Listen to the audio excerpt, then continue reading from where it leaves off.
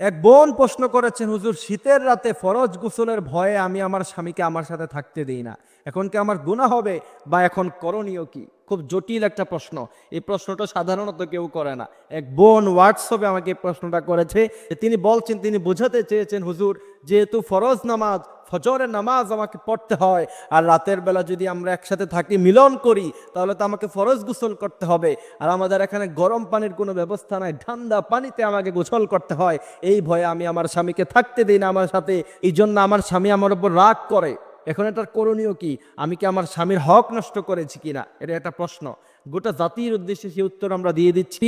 আমরা যারা শুনছি অবশ্যই এই আলোচনাটুকু শেয়ার করব। তার কারণ হচ্ছে, ইসলামের ব্যাপারে আপনি একটি বিষয় শেয়ার করবেন, সে যদি আমল করে এর সওয়াব আপনি কিয়ামত পর্যন্ত পেতে থাকবেন। সুবহানাল্লাহি বিহামদিহি, সুবহানাল্লাহিল আযীম। এইখানে এই প্রশ্নের উত্তর দেওয়ার আগে স্বামীর মর্যাদা সম্পর্কে আমাকে কিছু বলতে হবে।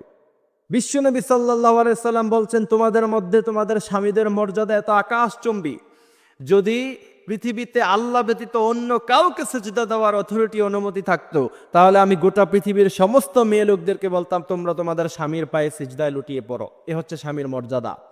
বিশ্বনবী সাল্লাল্লাহু আলাইহি সাল্লাম বলছেন, তোমার স্বামী যদি তোমার উপরে খুশি থাকে, তুমি যখন মৃত্যুবরণ করবা, সে যদি তোমার উপর নারাজ থাকে, সে যদি তোমার উপরে খুশি থাকে, এতটুকুই তোমার জান্নাতে যাওয়ার জন্য যথেষ্ট। আর সে যদি তোমার উপরে নারাজ থাকে, এতটুকুই তোমার জন্য জাহান্নামে যাওয়ার জন্য যথেষ্ট। এ হচ্ছে স্বামীর মর্যাদা।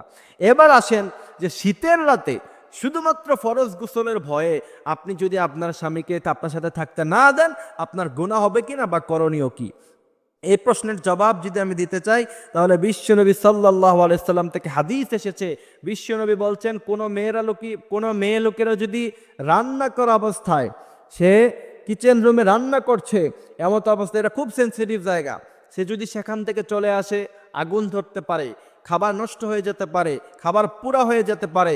এমনও সময় যদি কোনো স্বামী তার স্ত্রীকে তার জরুরত পুরা করার জন্য, তার সাথে থাকার জন্য ডাক দেয়, বিশ্বনবী বলছেন, মুহূর্তের মধ্যেই সমস্ত রান্না বান্না অফ করে দিয়ে, বন্ধ করে দিয়ে, সাথে সাথে স্বামীর ডাকে সাড়া দাও। এরপরে দ্বিতীয় নাম্বার হাদিস, বিশ্বনবী সাল্লাল্লাহু আলাইহি সাল্লাম বলছেন, কোন স্বামীর তার চাহিদা হলো যে সে তার স্ত্রীর সাথে থাকবে, এবং স্ত্রীকে সে আহ্বান করলো, সেই স্ত্রী যদি সেই স্বামীর ডাকে সাড়া না দেয়, বিশ্বনবী বলছেন, ফজরের নামাজ পর্যন্ত, যতক্ষণ পর্যন্ত না সকাল হয়, ততক্ষণ পর্যন্ত ফেরেশতারা তার উপরে, সেই নারীর উপরে লানত দিতে থাকে। কত বড় কথা! এই জন্য এই হাদিসগুলি থেকে বোঝা যায়, অবশ্যই শীতের, এই প্রচণ্ড শীতের সময় যখন শৈত্যপ্রবাহ হয়, ওই সময়ে যদি আপনার স্বামী আপনার সাথে থাকতে চায়, অবশ্যই আপনি তাকে সঙ্গ দিতে হবে, আপনি অবশ্যই তার সাথে থাকতে হবে, তাকে সময় দিতে হবে। ফরজ গোসলের এই ঠুনকো ভয়ে আপনি বিকল্প ব্যবস্থা নেবেন। আপনার স্বামীকে বলবেন হিটারের ব্যবস্থা করতে, প্রয়োজনে গ্যাসের চুলার ব্যবস্থা করবেন, গরম পানির ব্যবস্থা করবেন। সেটা আপনার স্বামী যদি আপনার জন্য না করে, সে গুনাহগার হবে। আপনি তাকে সেই ব্যবস্থা করে দিতে বলবেন, সেও বাধ্য আপনাকে এগুলি ব্যবস্থা করে দেওয়ার জন্য। যদি না করে, আল্লাহর কাছে জবাব দিতে হবে। সুতরাং এই ঠুনকো সাধারণ অজুহাত দিয়ে আপনার স্বামীকে অবশ্যই আপনি এখান থেকে বিরত রাখতে পারেন না। আপনার স্বামীকে আপনি সঙ্গ দিতে হবে। এর চাইতে বড় কোনো কাজ হলো, বিশ্বনবী সাল্লাল্লাহু আলাইহি সাল্লাম বলছেন, ওই সমস্ত নারীরা হচ্ছে খারাপ নারী, যারা স্বামীর চাহিদা পূরণ করতে দেয় না। এই জন্য প্রিয় ভাইয়েরা আমার, আল্লাহ পাক আমাদেরকে এই কথাগুলি বোঝার, মানার তৌফিক তিনি দান করুক। আমিন।